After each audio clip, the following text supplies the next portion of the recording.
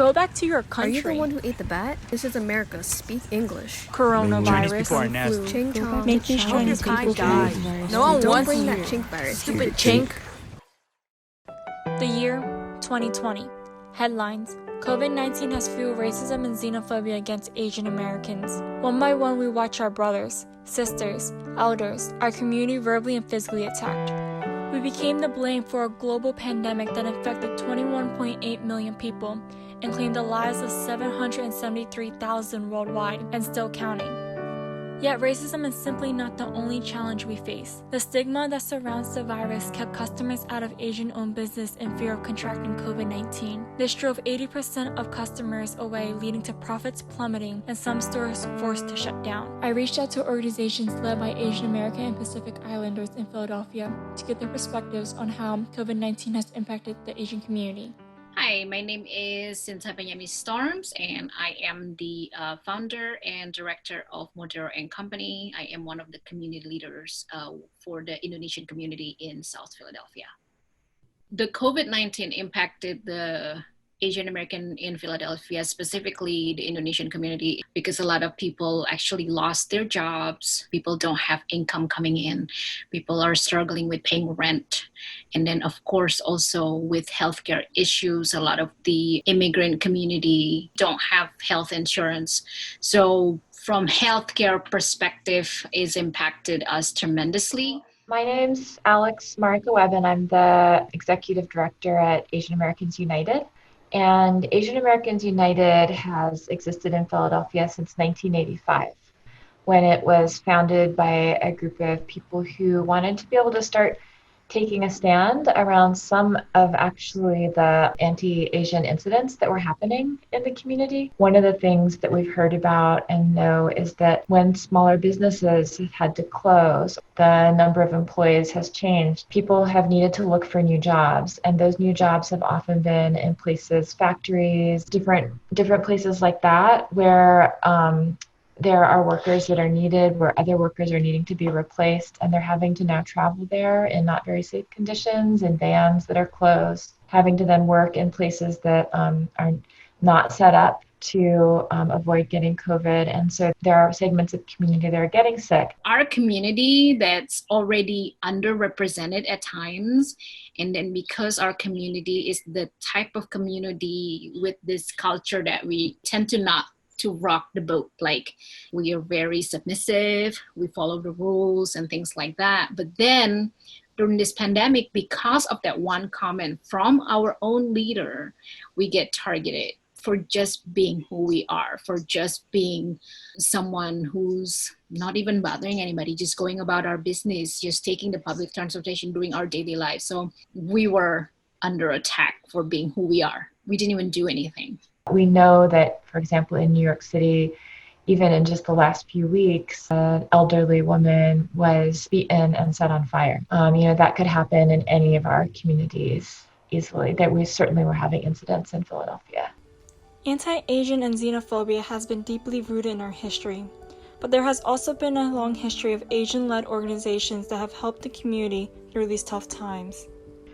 There have been different funds that have been set up to provide relief to undocumented folks who are ineligible for unemployment compensation, the federal level or the state level, and also who are not eligible for the stimulus relief check. We have been lucky to be able to access funds to distribute to our communities and community members who are in that situation. And I think we will have distributed probably somewhere close to $125,000. We've also been a part of distributing supplies to our communities that are in need, taking part in distribution and doing distribution of masks and gloves and information. We've tried to set up a lot of access to resources for our communities and to work in partnership with other organizations. So Modero has collaborated with a few other community organizations within the Indonesian community. And then what we found out when we heard that a lot of people lost their jobs, they don't have income, they are afraid to leave their homes,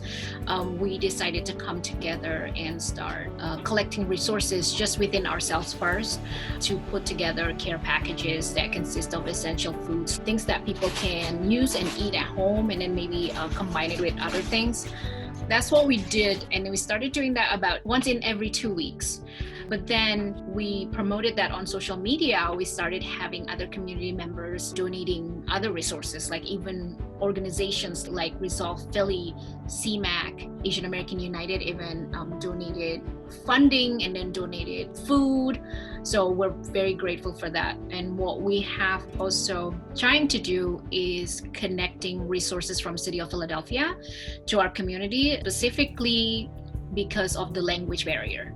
So then we have a few people in Modero and also a part of this kampong team. So kampong actually means village, helping community members if they need to fill out like unemployment or workers relief fund from the city of Philly. Those are the kind of things that we've been doing even to this day, and we're planning to do this for the rest of the year.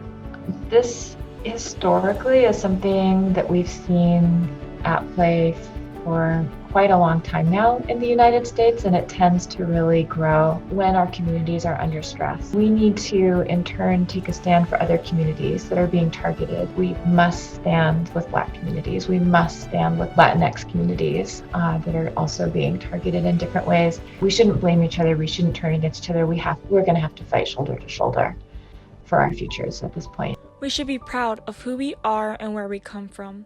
Our rich history and legacies that we carry with us from songs, dances, and traditions we pass down from generation to generation, bringing us closer to our roots.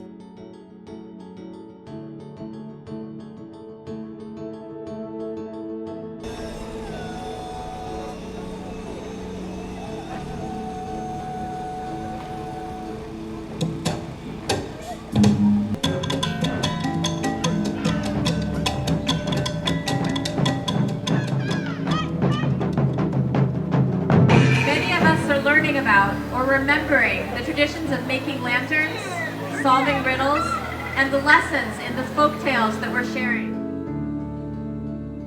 Each day should be a celebration of our community, to learn, respect, and honor other cultures as it will unite us together.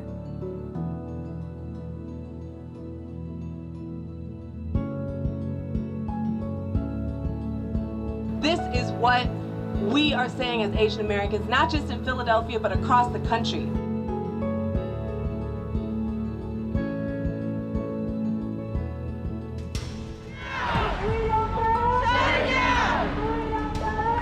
We need to fight shoulder to shoulder for the injustice we witness around the world. Because although one person can make a difference, together we can change the world.